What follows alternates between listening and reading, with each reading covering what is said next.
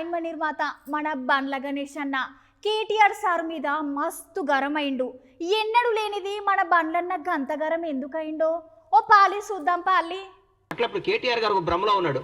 నేను కేసీఆర్ గారు అబ్బాయిని, తెలంగాణ రాష్ట్రం మాది, తెలంగాణ మేము సెంటిమెంట్ని మేమే కదా రగిలించుకొని మేమే దానికి పేటెంట్ తీసుకున్నాం కదా, మాదే కదా, నా దగ్గర రావట్లేదండి, నా నమ్ముకున్న వాళ్ళందరూ వెళ్ళిపోతున్నారేంది, నా అనుకున్న వాళ్ళందరూ లైఫ్లో సెటిల్ అయిపోతున్నారేంది, నాకు దూరం అయిపోతున్నారేంది. మానసిక క్షోభ. పగోడుకు కూడా ఆయనకు వచ్చిన కష్టం రాకూడదు, పగోడుకు కూడా కేటీఆర్కి వచ్చిన కష్టాలు రాకూడదు అని కోరుకుంటున్నా. ఎందుకంటే తను నమ్ముకున్న నాయకులందరూ నిన్ను చీదరించి వెళ్ళిపోతున్నారు. నా అనుకున్న వాళ్ళు, నాతో నా జీవితంలో ఉండాల్సిన వాళ్ళందరూ కానీ హ్యాపీగా లైఫ్లో సెటిల్ అయిపోతున్నారు పెళ్లి చేసుకొని. నీదంటూ ఎవడూ లేడు, నీకు చెప్పుకోవడానికి లేదు. నువ్వు రాజకీయ వారసత్వంగా, రాజకీయ నాయకుడిగా డిజాస్టరు. టీఆర్ఎస్ పార్టీ కూడా రేపు బీఆర్ఎస్ పార్టీ మాకేమన్నా ప్రత్యర్థిగా ఏమైనా మాట్లాడితే మేము ఆశ్రయాలంటే హరీష్ రావు గారు ముందుకు వస్తున్నాడు. హరీష్ రావు గారు మాకు ప్రత్యర్థిగా మా ముఖ్యమంత్రి గారితో మాట్లాడటానికి ఆయన సరిపోతున్నాడు. మీరు దేనికి, మీ పార్టీ నాయకులే మిమ్మల్నే మీరు దేనికి పనికిరారు, దేనికి పనికిరాని దద్దమ్మని మీరు మీ వాళ్ళే చెప్పుకుంటున్నారు.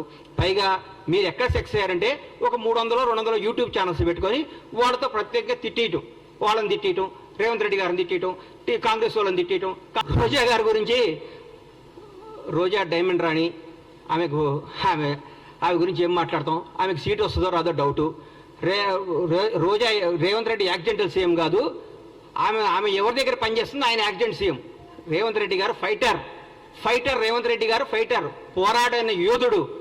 భారతదేశంలో ఇట్లాంటి యోధులు చాలా తక్కువ మంది ఉంటారు. ఈయన యోధుడు. ఈయన పోరాడి కష్టపడి తనేందో నిరూపించుకొని ముఖ్యమంత్రి పదవి తెచ్చుకున్నాడు. యాక్సిడెంటల్ సీఎం అయితే నాన్నగారు చనిపోతేనో, నాన్నగారు వారసత్వం వస్తేనో, ఇంకోటి వస్తేనో, నీలాగా పులుసు వండి పెడితేనే వస్తుంది.